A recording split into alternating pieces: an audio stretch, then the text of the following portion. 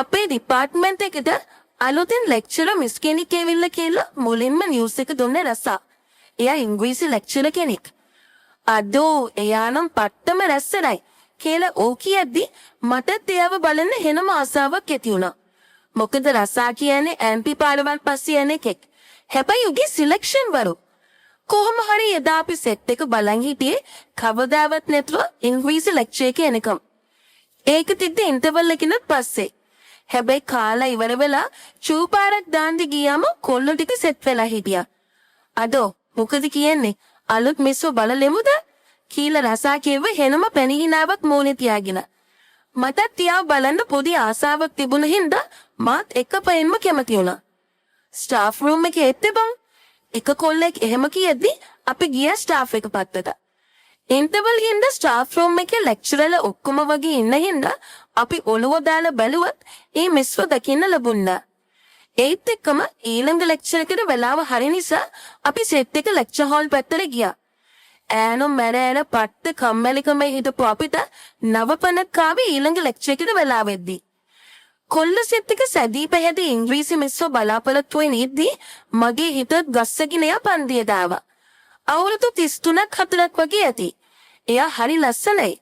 පිරුණු එඟපතට සාරී ගානට ඇදලා වාට්ටු කළා වගේ. හරිම ලස්සනයි. හැඩයි. good afternoon ළමයි. මං තමයි ඔයාලගේ අලුත් ඉංග්‍රීසි මිස්. මගේ නම මීෂා කියලා එයා කිව්වා. ඊළඟට එයාට අපේ නම දැනගන්න ඕන වුණා. අපි නැගිටලා අපේ නම් කියන්න ගත්තා. මගේ වාරේ අපුවම එයා අනිත් කොල්ලට දුන්නට වෙවි උනන්දුවත් මට දුන්න කියලා තේරුනේ එයා මට ෂා ඔයාට තියෙන ලස්සන නමක් කියලා කිව්ව නිසා. මගේ නම ඉසුරු. ඒක කොමන් නමක්. 100ක් ගත්තත් 99කටම ඇති. එහෙව්වෙකි ඒ නම මොකද්ද ලස්සන? කොහොම හරි නම් අහලා ඉවර වුණාට පස්සේ එයා හෙමෙන් උගන්වන්න ගත්තා. මාත් එයා දිහාම බලාගෙන හිටියා. ඉසුරු නැගිටින්න බලන්න. මොකද්ද මේ ප්‍රශ්නෙට උත්තරේ? මන් දැහැනට සමවැදිලා වගේ එයා දිහා බලා හිටියේ මිසක් එයා කිව්ව කිසි දෙයක් අහන් හිටියේ නැහැ. ඒත් මගේ නම කියද්දී මම මේ ලෝකෙට ආවේ. මම පුදුවෙන් නැගිට්ටට මොකද දෙන්න උත්තරයක් මන් දැනන් හිටියේ නෑ. අහගෙන නෙමෙයි දෙන්නේ. මන් දැන් සෑහෙන වෙලාවකින් නම් බලාගෙන වෙන ලෝකෙක ඉන්නේ. ඔහොම නම් බෑමත් එක්ක. වාඩි වෙන්න. එයා මට සැලකලත් ඒකිනත් මට එයාගෙන් පෙනුනේ ආකර්ෂණීය බවක්. එයා අපිට උගන්නලා යනකම්ම මං හිටියේ වෙන ලෝකෙක. ඇත්තම කිව්වොත් එයාගේ මගේ ලෝකෙක. ලෙක්චර් ඉවර වුණාම කොල්ල සෙට් එක යන්න ගියා. මං හිටියේ බෝඩිමේ ළඟමයි තිබුණේ. අනිත් තුන් ටික හොස්ටල් එකට යද්දි මම බෝඩිම පැත්තට යන්න ආවා. ඒ වෙද්දි අහසම කළු කරලා මම පයි ඉක්මන් කරලා යන්න ගත්තේ වැස්සට කලින් යන්න උනත්. ටික දුරක් යද්දි හොගාලා වැසෙන්න ගත්තා. මම ඔළුව උඩින් පොත් ටික තියාගෙන දුවන්න ගත්තා. තෙමොන එකේ ආයේ වැස්ස පායනකම් එන්න මට හිත දුන්නා. ඒත් එක්කම ඉසුරු නගින්න වාහනේද? ඒ අලුත් ඉංග්‍රීසි මිස්. එයා රතුපාට පොඩි කායක නවත්තලා මට කිව්වා. මාත් වැස්ස හින්දා පස්ස නොගහ නැග්දා. මොකද ළමයෝ තෙමෙන්නේ අසනීප වෙන්නද හදන්නේ. මිස් කායක ඩ්‍රයිව් කරන ගමන් මගෙන් ඇහුවා. එයා හරීම රිංගතුකමකින් මාත් එක්ක කතා කළේ. කොහිද යාගේ ගෙවල්? මන් නොවර මිස් මෙහි බෝඩ් වෙලා ඉන්නේ. කොහිද යාගේ බෝඩිම? මේ ළඟ ඔය ඔතනින් දාන්න මිස් මං ඉතුරු ටික යන්නම්. ඒක ඇතුල් පාරක් හින්දා මං කිව්වේ මෙස් යන්නේ ප්‍රධාන පාරේ වෙන්නේ නැති කියලා මට හිතුණ නිසා. වැස්සේ කොහොමද යන්නේ? අවුලක් නෑ මිස්. ෂේප් කොහොමද තෙමිලානේ එන්නේ? පිස්සුද ළමයෝ? යම්කෝ මං ඉන්න මේ ළඟ. වැස්ස පායපුවම ඔයා යන්න. එතකන් යම මගේ ඇපාර්ට්මන්ට් එකට. මිස් එහෙම කිව්වම මට පුදුමත් හිතුණා. මොකද මිස් මාව දැනගත්තෙත් අදමයි. ඉතින් එහෙම මාව යන නැවතිලා ඉන තැනට එක්ක යන එක පොදුමද කරුණක් නේ. අපි ඒ ළඟම මිස්ගේ ඇපාර්ට්මන්ට් එකට ආවා. මිස්ව මෙහෙම ළඟින් ඇසුරු කරන්න ලැබෙන හින්දා මම හිටියේ පට්ට හැපි එකේ. අරුම් ටික දැනගත්තම උන් පැලේ ඉරිසියාවේ. මට තනියම හිනා. මේ ටවල් එකකින් ඔලුව පිහද ගන්න නැත්තම් ඔය අසනීප වෙයි. එයා මට තුවායක් දීලා කිව්වා. මම ඔලුව පිහිදන අතරේ එයා ඇතුළට ගියා. මම සාලේ තිබ්බ සෝපාවේ ඉඳගත්තේ වටපිට බල. ඇපාර්ට්මන්ට් එකේ ඉන්නේ මිස් විතරයි වගේ. කවුරුත් පේන්නේ නැහැ. බැස්සට තෙමොන හින්දා මට ඊ වෙද්දි පට්ටම සීතලකුත් දැනෙමින් තිබුණා. මං අත් දෙක බැඳ ගත්තේ. පොඩ්ඩක් වෙවුලන්න ගත්ත හින්දා. ඔයාට සීතලද? එන්නකෝ මං කෝපි එකක් හදලා දෙන්නම්. මිස් කොට ෂෝට් එකකට දිග ටී එකක් ඇඳගෙන හිටියා. සාරීකින් දැක්ක එයාව මෙහෙම දැකිද්දි මට එයාගේ නැස් ගන්න බැරි වුණා. මිස් වෙනුවෙන් මගේ හිතේ ඇතිවෙන මේ පෙරලිය මටම හිතා ගන්න බෑ. මිස් කෝපි එකක් හදලා මට දුන්නා. රසයිද? මං ඕ කියන්නේ ඔලුව වනද්දි එයා hina වුණා. මොකද ළමයෝ බය වෙලා වගේ කතා කරන්නේවත් නැහැ. ඔයා මෙහෙ ආවේ අකමැත්තෙන්ද? මිස් අන්තිම ටික කීවේ දුකින්.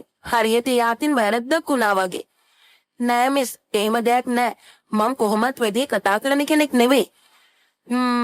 එහෙනම් මට ඔයාව ගැලපෙනවා.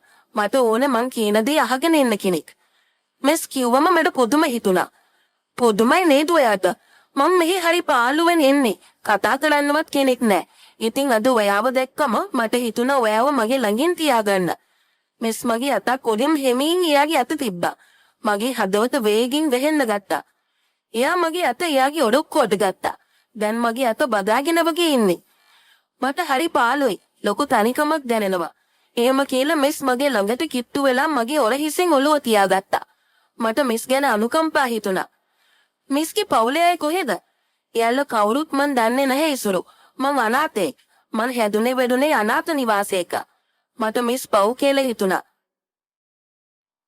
මිස් ආයෙ හැම හිතන්න එපා. මං ඉන්නවන මිස්ටර්. ඕන වෙලාවක මට කතා කරන්න. මං එහෙම කිව්වම මිස් hina වුණා.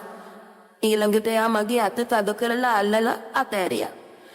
ඊළඟට එයා ඉන්න විදිහටම ඔළුව ඔස්සලා මන් දිහා බැලුවා. මම වාට හරි කැමති. ඔයාව දැක්ක වෙලාවෙම මගේ හිත ගියා. මිස් මගේ ඇස් දිහා බලන් කිව්වා. මගේ හදවත වේගෙන් ගැහෙන්න ගත්තා. මගේ හිතෙත් මිස් ගැන කැමැත්තක් තියෙයි. මිස්ටර් ඒවම දැනෙනවද එතකොට? මිස් තව මොනවදෝ කිව්වත් මට ඒක ඇහුනේ නැහැ. එයාගේ හැලවෙන ලා රෝස පාට තොල්වලට මගේ ඇස් ගියා. මට එයා සිප ගන්න හිතුණත් මන් ඒකට බය වුණා. මන් හිතියේ වෙන කල්පනාවක වෙද්දී මිස් මගේ අතින් අල්ලලා මාව නැගිට්ටෙව්වා. ඊළඟට එයා මාව අතින් අල්ලගෙනම එක්කගෙන ඇතුලේ කාමරයකට ආවා. මම විතරනේ ඉන්නේ.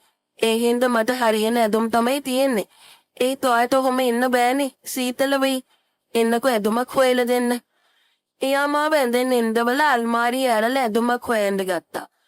මට එයාගෙන හරි උණුසුම් හැඟීමක් දැනුණා. එයා මං ගැන වද වෙනවා.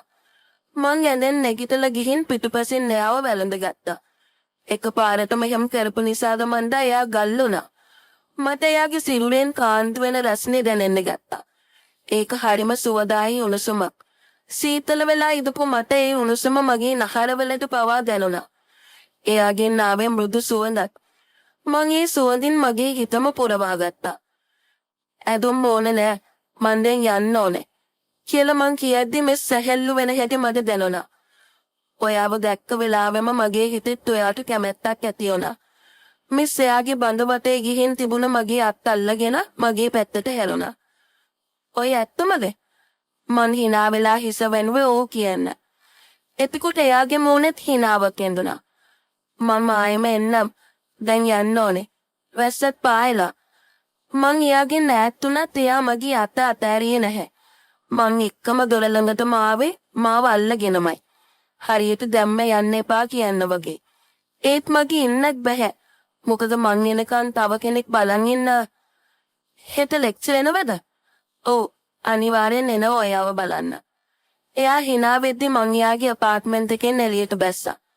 ඊළඟට දැන් සෑහෙන වෙලාවක ඉඳලා වයිබ්‍රේට් වෙන ෆෝන් එක අරන් කෝල් එක ආන්සර් කළා. ඉස්සුරු මොකද අනේ කරන්නේ? එන්න නැද්ද? මං රැට ඉව්වා අපි දෙන්නටම. කෑම සීතල වෙන්න කලින් එන්න. හරි බබා. මම්මි එන ගම. වැස්ස ටික අඩු වෙනකන් කැම්පස් එකේ ඉතියා. පරිස්සමෙන් එන්න. I love you. Love you too. Nimi.